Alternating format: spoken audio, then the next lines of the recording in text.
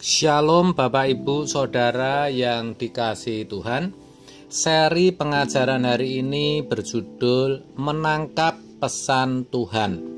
Lalu berkatalah Daud kepada Gad, "Sangat susah hatiku, biarlah kiranya kita jatuh ke dalam tangan Tuhan, sebab besar kasih sayangnya, tetapi janganlah aku jatuh ke dalam tangan manusia." 2 Samuel 24 ayat 14.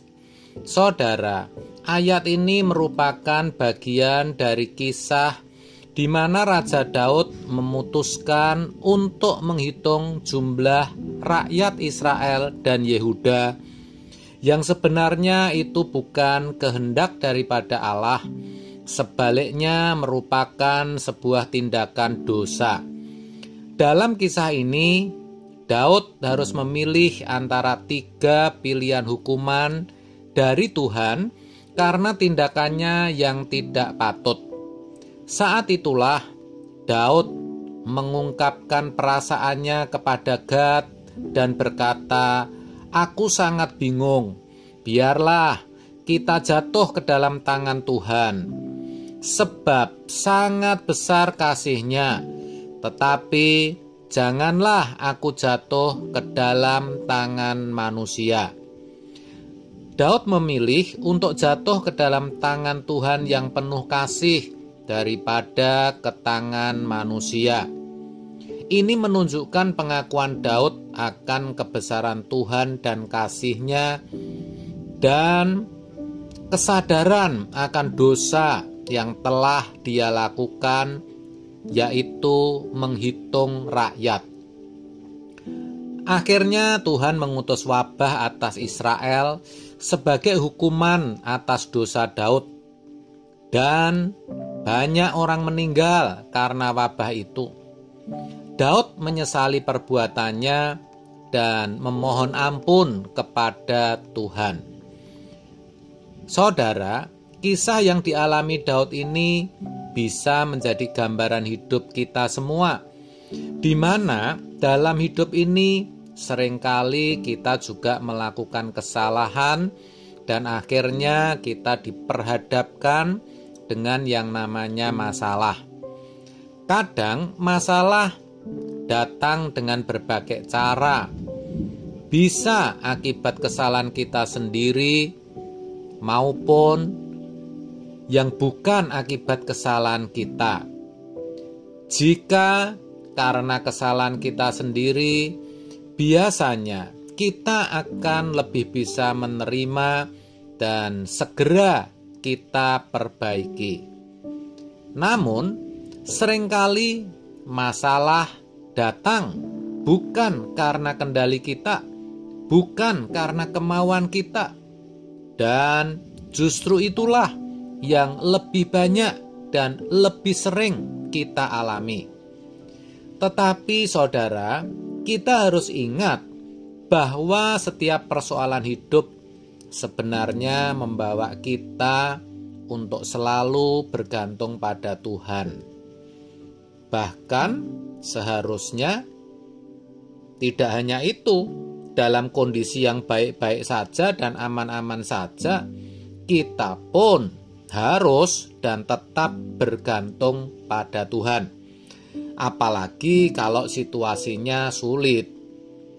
Intinya, bukan pada kondisi yang baik-baik saja ataupun kondisi yang sulit, tapi bagi kita orang percaya, bagaimana di setiap situasi dan kondisi hidup kita bisa dan selalu bergantung pada Tuhan.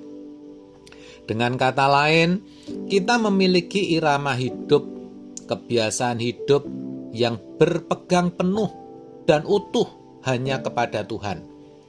Ini penting, sebab jika irama hidup yang bergantung pada Tuhan sudah terbentuk, maka apapun yang kita alami ketika kita menghadapi dinamika kehidupan, dalam suka atau duka, senang atau susah, kita akan sudah terbiasa bersama Tuhan. Dan kita akan mampu bangkit menapaki anak tangga kehidupan yang lebih tinggi. Sebab apa? Sebab kita sudah terbiasa untuk mengandalkan Tuhan. Pertanyaannya, bagaimana hal itu bisa terjadi? Bagaimana caranya untuk terbiasa berpegang pada tangannya yang kuat? Bagaimana caranya agar terbiasa bergantung dan mengandalkan Tuhan? Nah, di sini kita harus yakin dan percaya bahwa Tuhan lebih tahu yang terbaik dalam hidup kita dibanding diri kita sendiri. Bahkan kadang Tuhan memberikan cobaan atau masalah berat, besar, dan sepertinya tidak ada jalan keluar. Maka kita harus sabar, saudara. Kita harus ikhlas menghadapinya. Sebab memang itulah cara untuk membuat kita selalu berpegang padanya dalam setiap langkah anak tangga kehidupan ini. Jadi, jika kita menghadapi suatu masalah yang menyakitkan, menyulitkan hidup, menjadikan kita menderita, sengsara, jangan buru-buru jengkel, kesal, atau marah, bahkan murka. Karena selalu ada pesan yang Tuhan ingin sampaikan lewat peristiwa tersebut, yang mana tujuannya adalah untuk kebaikan dan damai sejahtera kita. Oleh sebab itu, saudara, sebelum masalah itu selesai, mari saya ajak kita menangkap pesan daripada Tuhan. Apa yang Tuhan kehendaki di dalam diri kita untuk kita ubah. Kita harus yakin dan percaya bahwa ada kebaikan di balik setiap peristiwa yang kita alami yang sangat pahit ini.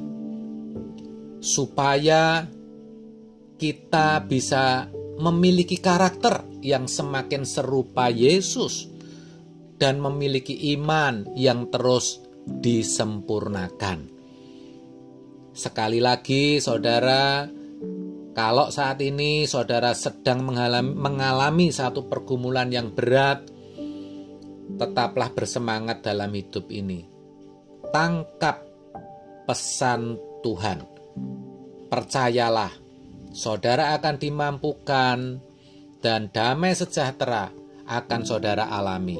Amin. Tuhan Yesus memberkati.